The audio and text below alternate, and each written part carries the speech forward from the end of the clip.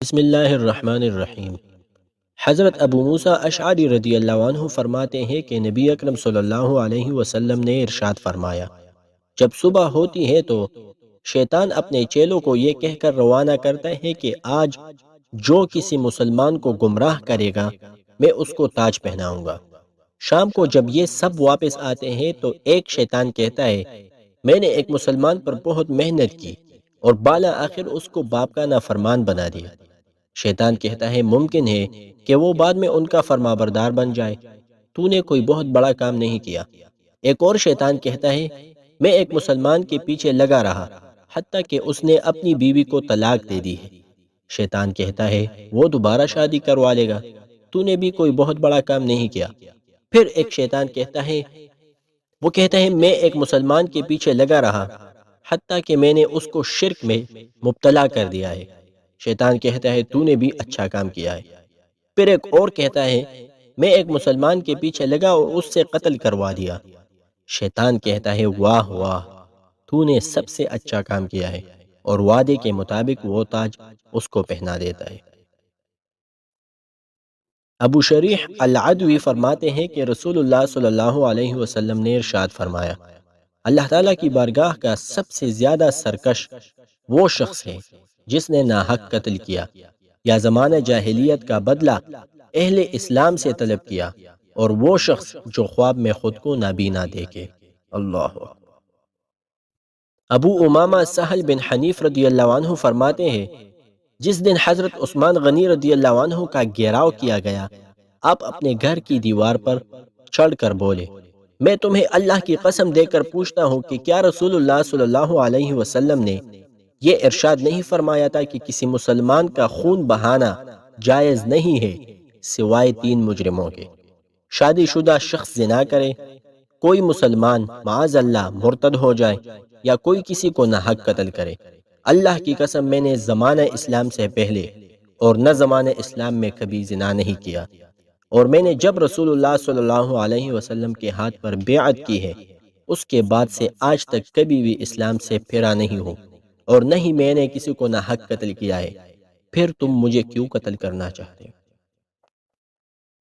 حضرت عبداللہ ابن عمر رضی اللہ عنہما فرماتے ہیں کہ رسول اللہ صلی اللہ علیہ وسلم نے ارشاد فرمایا، بندہ ہمیشہ اپنے دین میں ہی رہتا ہے جب تک کہ وہ ناحق قتل کا مرتکب نہ ہو۔ حضرت سلمہ بن قیس اشجعی رضی اللہ عنہ فرماتے ہیں کہ رسول اللہ صلی اللہ علیہ وسلم نے حجۃ الوداع کے موقع پر فرمایا، اللہ تعالیٰ کے ساتھ کسی کو شریک مت ٹھہراؤ، کسی کو ناحق قتل نہ کرو، چوری نہ کرو، زنا نہ کرو۔ حضرت عقبہ بن عامر جہنی رضی اللہ عنہ فرماتے ہیں کہ رسول اللہ صلی اللہ علیہ وسلم نے ارشاد فرمایا، جو شخص اللہ تعالیٰ سے اس حال میں ملاقات کرے کہ وہ اس کے ساتھ کسی کو شریک نہ ٹھہراتا ہو اور اس نے کسی کو ناحق قتل نہ کیا ہو، وہ جس دروازے سے چاہے جنت میں داخل ہو جائے۔ عطیہ عوفی سے مروی ہے کہ حضرت ابو سعید خدری رضی اللہ عنہ فرماتے ہیں کہ نبی اکرم صلی اللہ علیہ وسلم کے زمانے میں مدینہ منورہ میں ایک قتل ہوا۔ حضور صلی اللہ علیہ وسلم نے ممبر شریف پر چڑھ کر خطبہ دیا اور فرمایا، کیا تم جانتے ہو کہ اس کو کس نے قتل کیا ہے؟ آپ نے 3 مرتبہ ارشاد فرمایا، تینوں بار لوگوں نے کہا، ہمیں اس کے قاتل کا پتہ نہیں ہے۔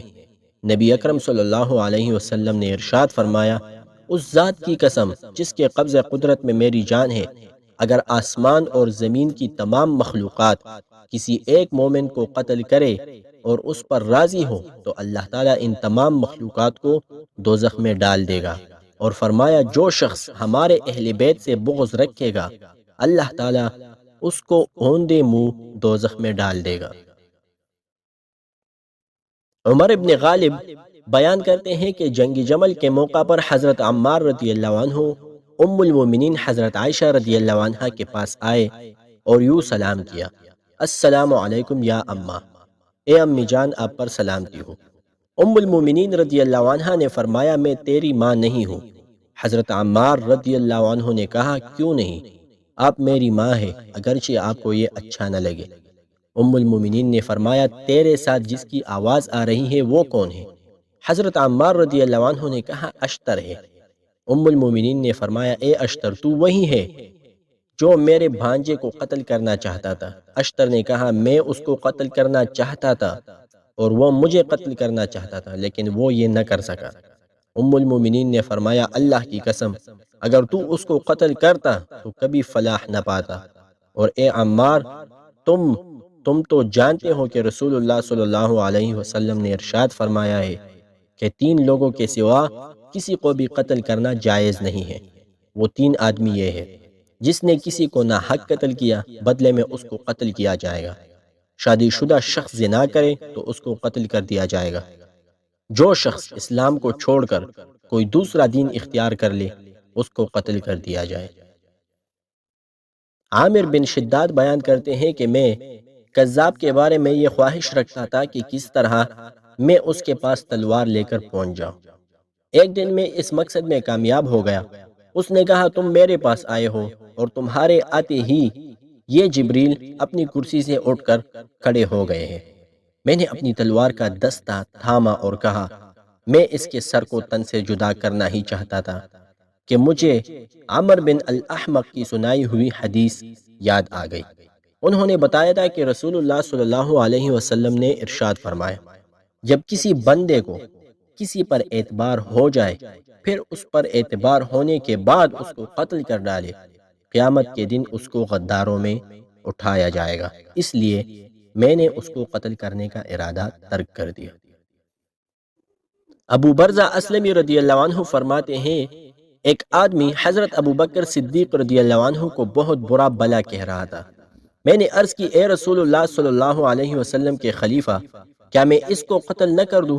حضرت ابو بکر صدیق رضی اللہ عنہ نے فرمایا قتل کرنا تو اس شخص کی سزا ہے جو نبی اکرم صلی اللہ علیہ وسلم کی گستاخی کرے۔ حضرت عبداللہ ابن عباس رضی اللہ عنہما فرماتے ہیں کہ رسول اللہ صلی اللہ علیہ وسلم نے ارشاد فرمایا جس کو قوم لوط کے عمل میں مبتلا پاؤ تو فاعل اور مفعول دونوں کو قتل کر دو۔ سلیمان ابن بلال کہتے ہیں میں نے یحییٰ بن سعید اور ربیعہ کو فرماتے ہوئے سنا ہے کہ جس نے قوم لوط والا عمل کیا وہ شادی شدہ ہو یا غیر شادی شدہ اس کو رجم کر دو۔ اللہ